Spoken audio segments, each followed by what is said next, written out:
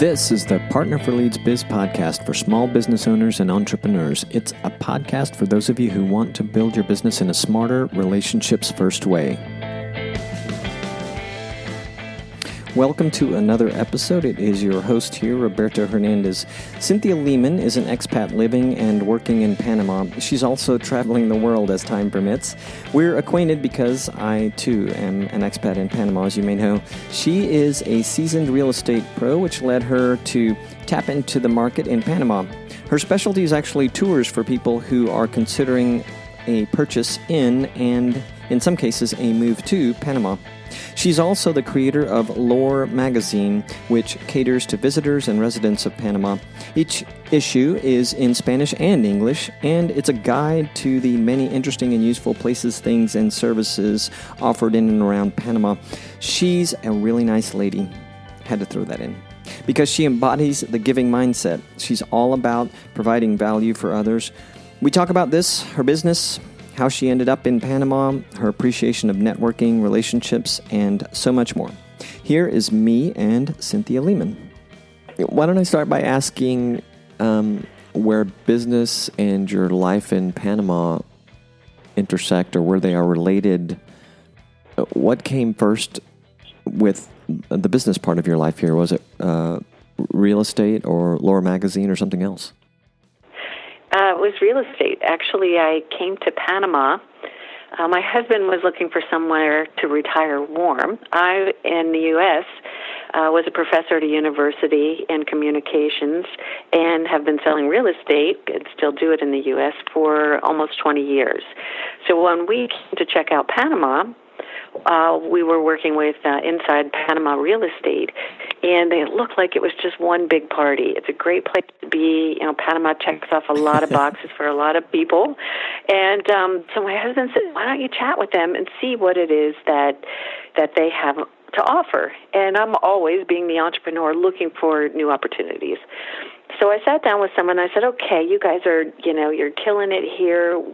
What is it that you need that you don't have somebody doing? And they said, we would really like to do real estate tours for people who are thinking about coming, but they've never been to Panama. They don't know what they don't know. And so we're looking for someone to, work with those people. So my husband and I went home and thought about it, and he was like, you know what? Why don't you just go for it? So that was actually 6 years this week, and we chatted about it, and I talked to my family and everybody, and we said, okay, here it goes. So June 1st, I hit the ground in our area, the Coronado area, to work with this company to set up real estate tours. So, we had to build the website and do all of that. And so not only was I learning kind of a new business, but also learning a new country at the same time, which was a lot of fun because I wasn't the first person to, stick my flag in the ground here. We have a huge expat community of people who've gone before and know all of kind of the ins and outs of how to get your driver's license and set up a corporation and do all of that. So that was a lot of fun. And so my husband hadn't retired yet, so I was one of what we called the married but single women in Panama whose husbands were still working, getting ready to retire, and came here and just set up the business for real estate tours in Panama. So it kind of was the same thing at the same time, sort of. Wow. And so it sounds like the tour aspect of what you were doing when you set the business up was new. Is that right? And so prior to that, I also presume that you had been in a real estate agent or broker in the U.S. Is that right? Correct. I come from the Northern Virginia area outside of Washington, D.C., and definitely was a real estate agent for, like I said, almost 20 years now. It has been. So I have some real estate experience. So I bring all of that with me. Really what I was working on is just working with the people to show them areas and then a little bit of real estate. Because what I find in the way that I work with my clients is that if you've never been here, you have no idea where you want to be. It doesn't do you any good to look at 5 units in a condo building that you've never been in before. If you like the building, you like the area, then we can drill down onto what's available that meets your needs in that area. Right. We glazed over something, and I don't know that, for those of you listening, this is I decided today, this is sort of the expat entrepreneur episode because I have spoken actually with someone who's technically an expat, but he's lived his life in Latin America for so many years. He hardly counts, and that's a la carte, who owns California Burrito Company. So in a way, he doesn't really count. He's been all over Latin America, but he's literally spent more of his life in Latin America than he did in the United States and Colorado specifically, where I believe his early formative years were. But I suppose for any of you who are, I don't know why I always am fond of using the phrase morbidly curious about expat life, and this is the episode. Both Cynthia and I are expats, and my wife and I, again, for those of you that are listening, kind of fall into the digital nomad world. But so we skimmed over and I think I want to keep it at skimming over because I don't want to make it the how to set up a business in Panama episode. But you said that was a lot of fun, and I just wanted to add that it's nuts trying to figure out little things like getting a driver's license or getting a car titled, much less setting up a business. So Cynthia said it was fun. I think that was in Jest, right? Yes. Yeah, actually, that's my outlook on everything. And this episode, I'm sorry if it ends up in what I call squirrel, because I go from one subject to another because it triggers a thought of, oh, yeah, I should tell him that. So you'll have to probably rein me back in, Roberto, because I have a tendency to do that. But my theory in life is whatever it is I do, it has to be fun or I have to let it go, because life is too short to do something that you're not excited about or interested in, and there's so many opportunities out there. So yes, fun in jest as, oh my gosh, there's so much to know, and fun as in, oh wow, look what I just learned that I can share with other people. Yeah, that's great. And yeah, that's I suppose fortuitous in that you look at it that way too, and you are able to bring that knowledge to the business, and for a perfect audience for people who are thinking that maybe they want to retire or be snowbirds or do that and or set up a business abroad in a place like Panama. So what a great thing to be able to share. And then, as I was thinking about, I should invite Cynthia Lehman onto the podcast. A little time had passed, and I'm looking at Allure magazine. I'm like, yeah, that's right. This is Cynthia. So it's actually a neat publication too. That I confess to really just thumbing through one for the first time in the last couple of months, and I was like, wow, this is really great, because when I think about what's now it's over 2.5 years that Sammy and I have been here in Panama. There's a lot of stuff in Lore magazine that is just not easy to find, and I'm Sammy and I both are such, have become. We weren't born with the internet for sure. There was no online dating. We had to meet the old-fashioned way in a bar, but we're so used to defaulting to Google, and Facebook's becoming more. I had to retrain my mind. Okay, Facebook is kind of a search engine too, and it seems to be the search engine of preference here in Panama for anyone who decides that they're even going to spend time being online. But Lore magazine is a really fantastic source of information where you otherwise just may not find stuff, or you have a really hard time finding some of these things online. So the question around my comments there is, how did the magazine come about? Really good question. Partly because of real estate, and partly because we had some friends that were snowbirds here that we used to get together with, and they said, we've traveled all over, we've been to different places, and you always pick up a magazine to find out what's going on in that particular area, and especially about real estate. And I have to confess, everywhere I go, I pick up a real estate magazine because it's a true passion of mine.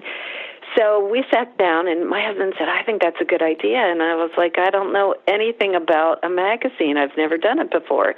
So it's a straight 180 up for me. And really what was happening is that when I was taking out my clients, we would go onto some of these gorgeous rooftops here in the beach area, and I would point out all the different buildings and the little different communities that were around, and then I ended up drawing them a map. Okay, this is where we were here, this is where we were here. And the same questions kept coming up. Well, how do you know where's a restaurant or what days they're open, because our community, not everything is open 7 days a week, as you know. Mm-hmm. And there are, I used to joke when I first came here that I knew the days of the week by the happy hours each night. So I could always tell what day of the week it was. Not always the date, but the day of the week. And so it became partly that. So we sat down and we did our numbers, and it was like, okay, who is going to be my audience, right? You have to do your homework when you're doing any type of a business. And so often you see businesses fail because they have not looked at their market. And I see that quite a bit here in Panama, especially in our area, that people go, oh, yeah, it'd be really great to open this kind of a restaurant. Well, have you looked around or asked anybody, would you eat that food, right? Who are going to be your consumers? Because we have such a mix here of expats and Panamanians, and, of course, Latin Americans from all over, that not everything appeals to everybody. And, they open, and a couple months later, you see them close. So when I did my research, it was like, okay, who's my readership? And the beauty of what you're talking about of getting your information is that we get so much online, which is why Lore has a website. We have a Facebook page. We do have a Twitter account. And we are in print because a lot of the folks that are here just want to pick up the magazine, sit down, leaf through it. And I've had lots of my friends who've come to me and say, my folks were here visiting, and this was like their guide. They're like, well, Lore magazine says this, or we can go here and we can do that. So I knew my audience was going to be a certain age group. And the magazine is in English and Spanish, and it covers, has basically maps for all of the local areas around so that you know where the hospitals are, where the police stations are, where the restaurants are, where the beauty salons are. But it also has a countrywide map.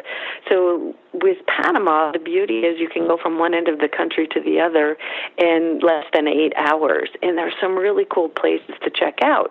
So once you're here for a while, people want to know, well, how do I get to, Boquete or David or Panama City or some other things? So we added that in. I did the research asking folks, well, what would you like to know about Panama? What would you like to read? And that's how it kind of came to fruition, where we have tips and tidbits, we have stories, we have maps, we have directories, a little bit of everything to hopefully, as well as tide charts, right? It's really important if you're walking the beach to know when the tides are high and low.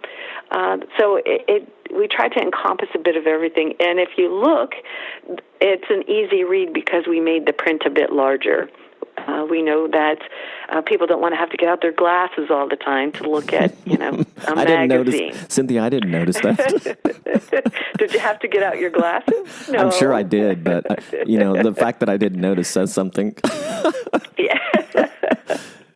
Yeah. So that's kind of how we got started. And, of course, then I had to do the research of, and I don't like reinventing the wheel. So I'm like, who is doing something similar? Can I buy them lunch? So I sat down with some of the folks who've been here for a while and said, okay, who's your printer? What's your challenges? What are your wins? What kind of things will be my trip stones, things like that. So looked a little bit about, okay, how much is it going to cost? How many can I print? How do I distribute it? Doing things online is a little bit easier. And one of the coolest things that I've learned probably from doing this is not how to do it, but who can I hire to do it? A lot of times people get tripped up over, yep, you can learn anything, right? We can all do that. It's going to take a lot of time. And in real estate, we used to joke about, is my time worth sitting down licking stamps to put on mail-outs, or can I pay one of my children to do that while I'm making phone calls to get my next buyer or seller? Brilliant. That's great. So I guess a comment and a question, or maybe a comment/question and a second question, but you mentioned that businesses often fail. You've seen this, that because they don't look at their market. And I was thinking of a la carte, who I mentioned at the top of our conversation, and he's certainly done business in Latin America, but he has, I speak with him fairly regularly, and he's been learning the Panamanian market as he goes along, because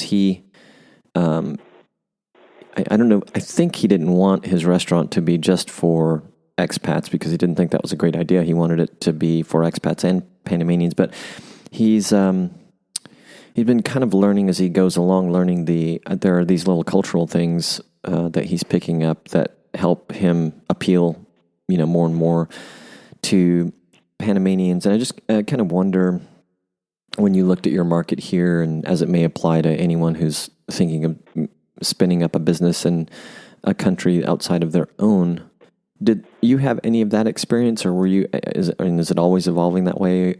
Versus how much time did you spend up front trying to figure out your audience? And I know I'm assuming that your audience isn't largely Panamanian, it's largely expat. But have you discovered things along the way? Absolutely. I think you do that in no matter where you live, because things constantly evolve. Real estate, we always have difficulty in a market when there's going to be an election, because people don't know who's coming in and what's going to change. So real estate has a tendency to kind of die off for a little bit, and then once the election comes, it goes on.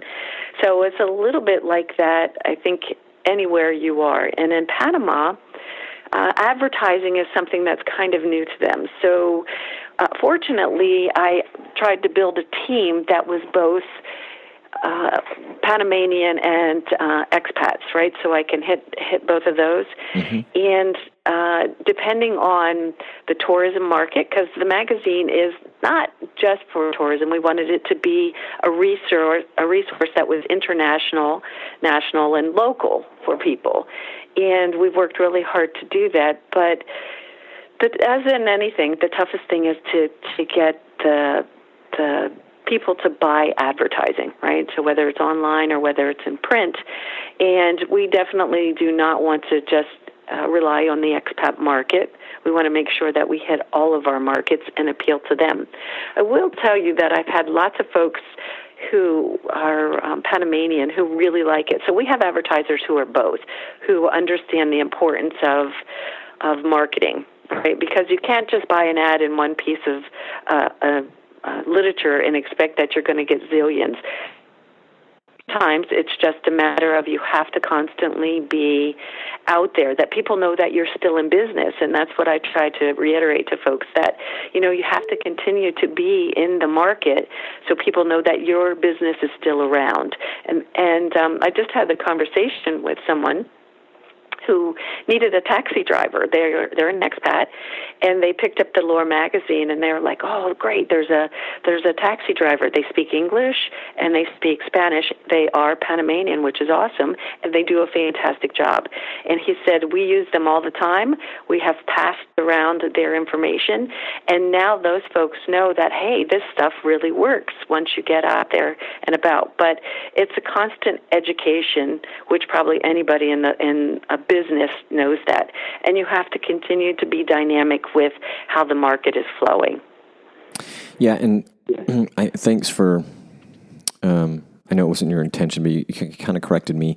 Your audience is not unlike Alex in that you do have a mixture. You are serving Panamanians as well, and that should have been obvious to me having looked through the magazine. So, yeah, that's interesting to hear. And then I was curious to know if there is I'm sure there are some that stand out, but when you were doing research for starting this up, and maybe it's been sort of a lifelong truth for you in any business research, but when you think back to starting up the tours and starting up Lore Magazine and doing your research for those projects, which are very intertwined, I take it, what were your best sources of market research? What was the best way for you to gather useful information?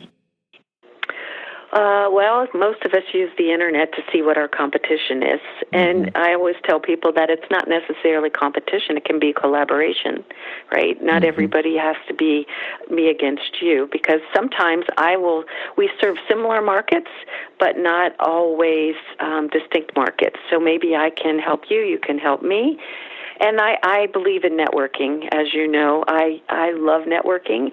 And so I sit down and I go, who do you know? Who do they know? How can I get in touch with them? And would you be willing to give me just a few minutes of your time?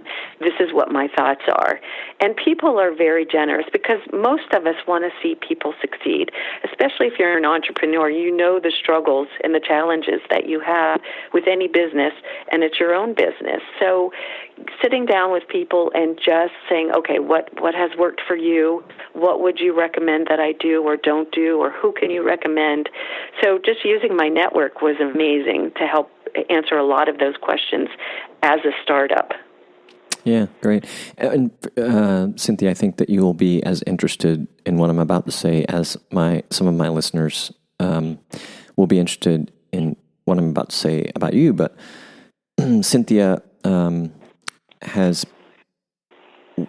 is involved in the creation of a networking event that occurs weekly here in the Coronado area of Panama, which is a popular expat community, and it's the tell me if I got it right, Beach Business Network. That's correct. Okay, I was afraid it was Business Beach Network. Beach Business Network. Yeah, and so they meet weekly in a format that again some of my listeners are going to be very familiar with, and there are some roundtable introductions, there are some educational talks, some keynote talks, there's networking, there is I guess maybe promotional / ask round robin for people to talk about the things that are happening in the community, in the business community, and also to ask openly among the network, if they need help with something or someone that they're looking for. It's a great place to do that. And I've actually only attended two in the 2.5 years that I've been here in Panama. Most of that time was in a rural community, and some of that time also when I didn't have a vehicle of my own. So getting to those meetings were a little tough, but I had motivation to go back recently because I was invited to do a short educational talk on podcasting, which was a lot of fun. And I was really glad I went back.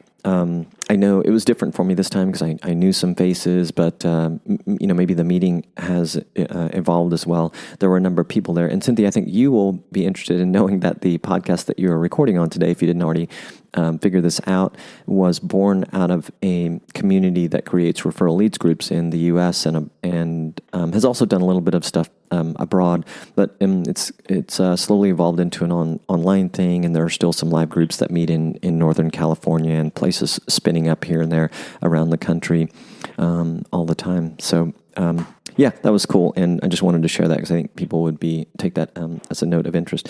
Your husband, by the way, sounds like a bit of a troublemaker or enabler in your life where business is concerned. So he was. You mentioned he was a professor. Is that right? Did I remember that right? No, I'm the professor. Okay, what did you say about your husband that I've already forgotten? That he was getting ready to retire. Well, he didn't retire till 2 years, basically, after we initially came down here to Panama to live the life that we deserve. Actually, it's fantastic. But he worked for a British corporation, and he's always doing research online. Okay. And he had checked out Panama. We had friends actually who had lived in Altos del Maria, which is, as you know, a mountain community not far from the beach area. And I had come down in about 2008 and really liked it. But we have 7 kids between us, so it wasn't a good time back then to come down. But like I said, we come from Northern Virginia. It gets pretty cold, and he doesn't like that. And he traveled all of his life, so he wanted a place where he could actually call home. We live right on the water. It's absolutely beautiful, but we have direct flights back and forth for like 4.5 hours, no time flat, and it has worked out really well. So yes, he's my number one cheerleader, actually. He sees opportunities for me. He's a great networker. He would tell you that he's not, but he's always thinking outside the box, which is another thing with businesses that people sometimes get stuck in a rut, and they just want to do things the way that they've always done or somebody else has always done. But, the world, like we talked about the internet, you and I didn't we're not natives. We're coming into that as a different generation, and my grandkids are growing up with it. They know how to turn on everything, how to use everything, and sometimes I have to say, "How do I do that?" And they can answer that question. So, as an entrepreneur, a business owner, a lead generator, think outside the box all the time. Yeah, and what was it? Forgive me because I feel like you either mentioned it today or when we spoke offline when I happened to see you last weekend. But what was it that your husband did in his career prior to retiring? He had one of those jobs. If I tell you, I have to kill you. Okay, State Department.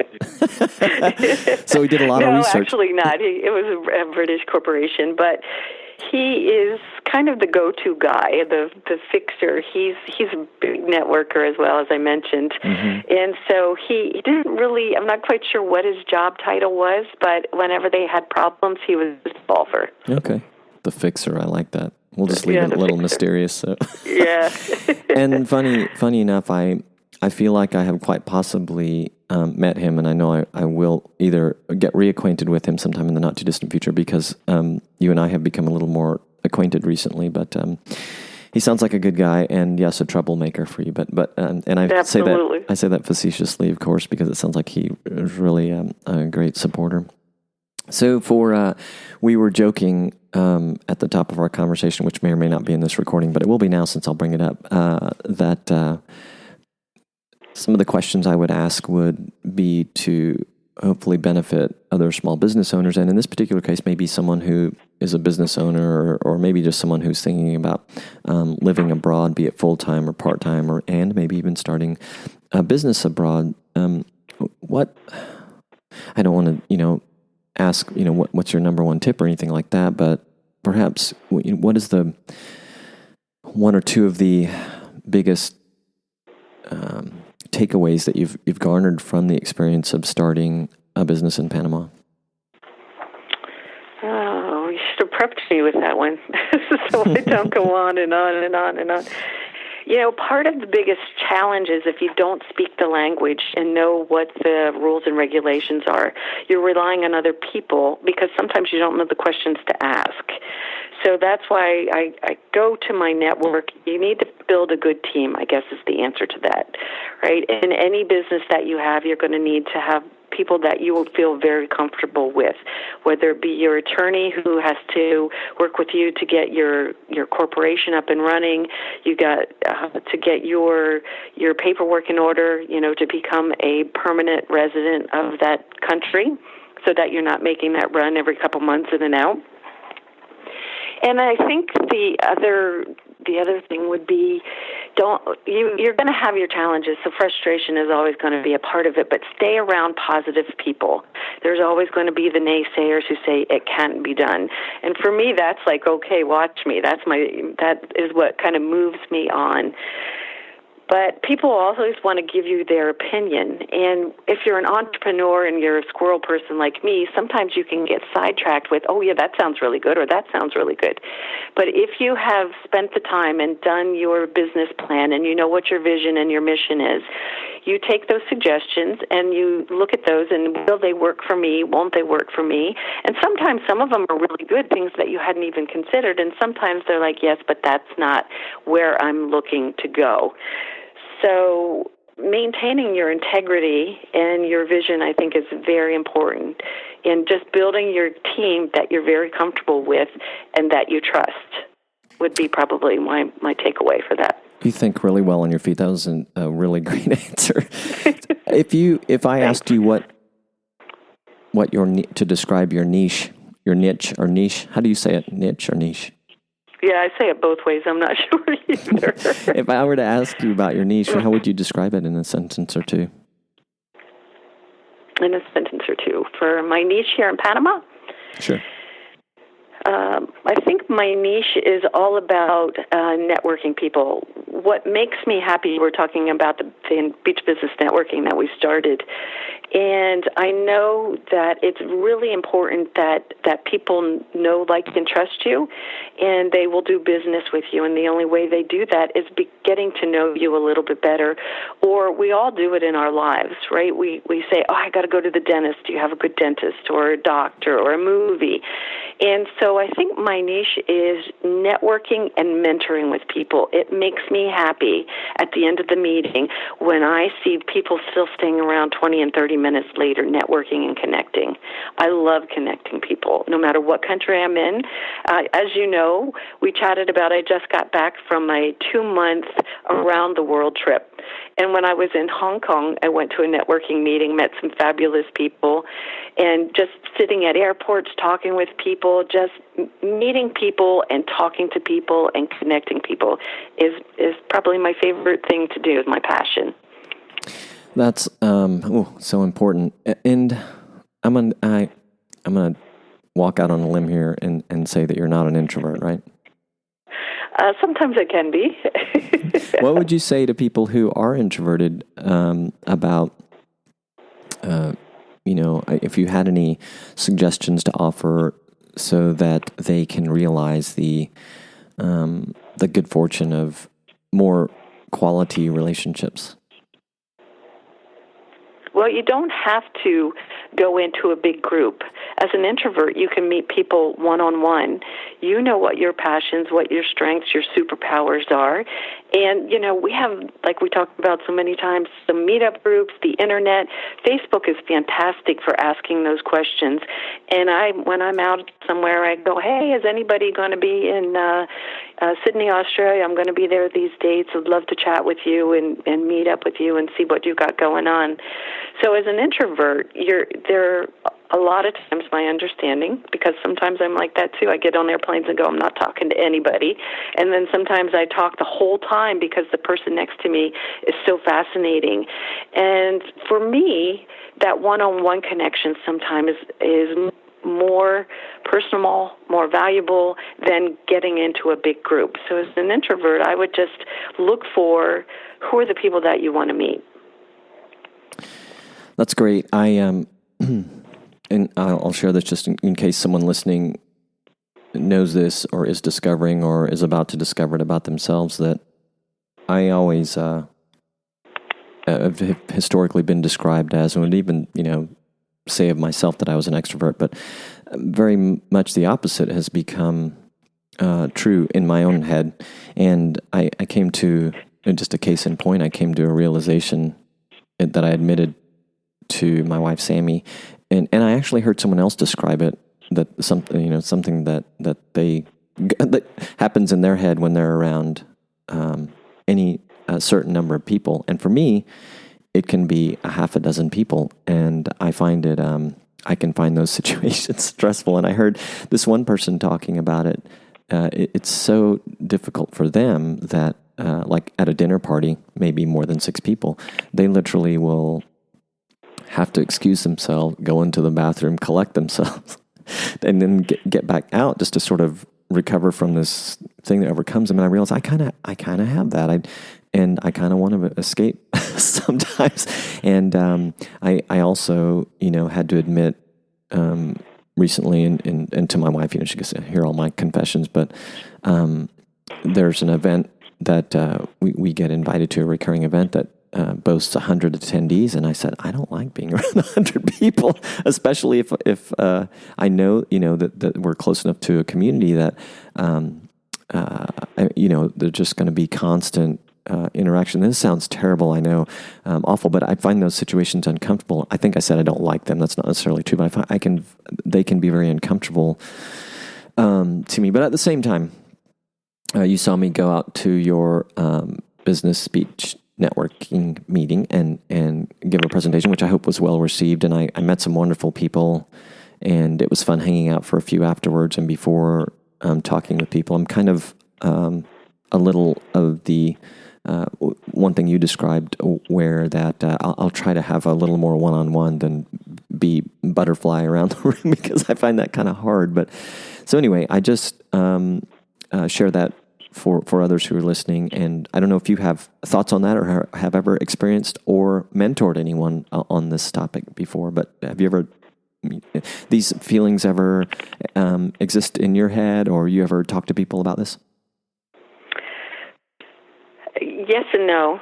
So I always tell people that, as an extrovert, we get our energy from everybody in the room, right? Mm-hmm. That's how we get excited. And there are times when, I've worked really hard. We're supposed to go out to dinner, and I'm like, I don't really want to go. I just want to stay home. But once I get dressed and I get out there, then I start sucking up everybody's energy. And sometimes I'm the last one to leave, and I'm like, I didn't even want to go, right? So probably... for me, I can kind of go in and out of those different situations.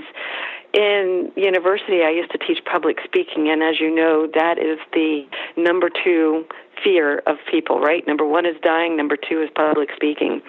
And I think that's probably a little bit about the introvert-extrovert thing is putting yourself in a situation where you're afraid that you're going to be judged maybe, or you don't know somebody, or somebody will think something about you. And I think sometimes what happens is we spend so much time in our own head. Every one of us is like that we're so involved in what we're individually thinking that we're really not thinking about that other person.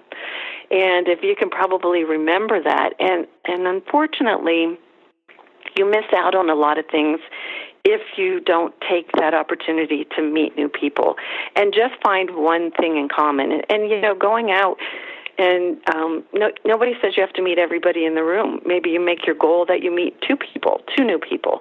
And, we always joke here in the beach area, we see so many people coming and going, and I get embarrassed because sometimes I can't remember their name, or I've been introduced to them 3 times. And so we all kind of have that same thing where we say, I'm sorry if I've met you before, I really apologize. I don't remember your name. And so we all get it because we're all there. And I think if we just recognize and cut ourselves a little bit of slack, that we're all human and we're all in that same boat, and just take a deep breath, kind of like we did with public speaking, and say, okay, my goal today is just to chat with one new person. And then you can spend the rest of the night doing that, but you've at least taken that opportunity to see what kind of things that might be available to you through that networking situation. Yeah, so true. And somehow I think you alluded to something that made me think of the phrase pattern interrupt, which is something I read in a Tony Robbins book recently, and I haven't read a lot of those, but I picked one up a while back, and he uses it in the context of when you're, I suppose it could apply to when the voices in your head are keeping you from getting out and meeting people, is to do this exercise called a pattern interrupt, where you change something such that it's a bit of a kind of distracts you or jolts you out of that mindset that might be bringing you down. And I actually just happened to, I had a conversation with another podcast guest earlier this morning, and he's a creative and an artist and a musician, and he's extremely prolific at his creations. And I was asking him about if he had some point or something he could share that where he could explain how he does create so much, because some people get stuck, right? Creative block, or maybe like we're talking about, you get kind of stuck and you don't want to go out and meet people, but as you said, you get dressed, you go out, you end up having a good time. And his pattern interrupt as a musician was gave an example was he would retune his guitars to something that was non-standard for him, and decide he was going to write either a song or a number of songs in this alternate weird tuning that he wasn't normally playing, and just to mix it up. And then he would find himself just caught up in the, maybe a little bit of inspiration, but in the process of trying to do something completely new. So I suppose that in business and relationship building, the same would apply. You're right. Right. Wow. And you can always invite, depending on where you're going, you can always invite a friend to fall back on, right? So if you're an introvert, take an extrovert with you and work the room introducing, hey, have you met my friend Cynthia, my friend Roberto? They do this, that, or the other, right? There's always we have those standard questions. Oh, where are you from? What do you do? And we all have something in common, right? Even if it's, I'm from the United States, or how long have you been in Panama, or, where are you going to next? You like to travel, right? If you find commonality with that your conversation will go from there. Yeah, that's great. I love questions, by the way. Are there any questions that stand out in your mind or a question that stands out recently or past that someone has asked you when you're whether it was an intentional networking event or just happened to be a social thing, some question that someone asked you that was different or otherwise just great in a social or networking environment? Different or was great. Yeah. Since I just got back from my trip around the world, right, 20 flights in 2 months, people have asked me what was my favorite place and what was my least favorite place, which is probably very common. And so I had to really stop and think about it because each place that I visited was so unique that it's really, I had to think about, okay, why did I like this and why didn't I like this or whatever. So, for travel, that was it. But for it's usually the really pretty common questions that people ask, where are you from? How did you start your business? What brought you to Panama? Kind of thing. So I can't think of anything off the top of my head to answer that with. I'm sorry. No, that's you know what? It's still helpful because sometimes even a seemingly common or obvious question is great, and perhaps I can just close our conversation with when you are out networking, which Cynthia is clearly a big fan of, and she's really good at it, and she's really good at helping others. It's so important that we do ask others questions when we are talking to them. Ask a question and try to think of a fun one or otherwise interesting one to ask and kind of get someone off balance just a tiny bit so that not to make them uncomfortable, but so that they'll actually have a great time talking with you and learning and telling you something about themselves. Cynthia, thank you. Can I just add one more thing with that? Please. As I interrupt you, and I'm going to tell you that's the one thing that I think people need to really probably work on a little bit more. We always joke that you have 2 ears and 1 mouth for a reason. Sometimes we ask a question and then we never give the person the time to answer the question, to really engage and be there when you're chatting with somebody. We always want to tell our story. And, I've walked away a lot of times and people come back to me in an email or a phone call. I'm like, I had the best time with you. And I'm thinking, geez, I only said like 3 lines. You did all the talking, but that's because I asked the question and I allowed you and I was present in that moment listening to who you are as a person. No, thanks for sharing that. So I'm like a confession, but the most common thing I'll see and experience when meeting people or hanging out with people is that there are less people that will ask questions, ask me anything, than there are people that will just talk. And, people love to talk about themselves, which is why it's great to ask a question, whatever it is. And you made such an important point about actually listening and being present. And it's hard in our world today. Although I would argue, and maybe you'll agree with me, it's a little easier in Panama because life can be a little slower, which is wonderful and sometimes maddening all at the same time. But, really listening, it's important, right? It helps us remember important things. It helps us help the other person feel like they had a great time. And I know it's so funny what you said about the person that said they had such a great time. And people love talking, don't they? Yes. Yeah, Cynthia, thank you so much for being on here. You're welcome. I really appreciate it. So let me see if I can do a couple of, or at least one public service thing for you here. So the website for Lore Magazine is PanamaLore, LORE.com. And you can get a taste of what the wonderful resource that Cynthia and her team have created with that. And you mentioned that you are on Facebook and elsewhere on the socials. Where can people find you there? Yep, same thing, Panama Lore. Also, for the website, I did last year 365 things to do in Panama. So every day I blogged about something. So you can go down through. There's a ton of blogs on there. If you're thinking about coming down or you want to check out a new country, it's a great opportunity to see what's happening in our neck of the woods. Oh my God, that's cool. I'm going to, I have to check that out. And because it's such a wonderful thing to refer people to, stuff to do in Panama, especially if you did a whole series on them. So I will check that out. And thank you again for visiting with me today. Yeah, thank you for having me. Look forward to seeing you around town. Yeah, I'll talk to you again soon. All right. Hey, thanks for listening. If you like what you heard today, subscribe on Apple Podcasts or wherever you get your favorite podcasts.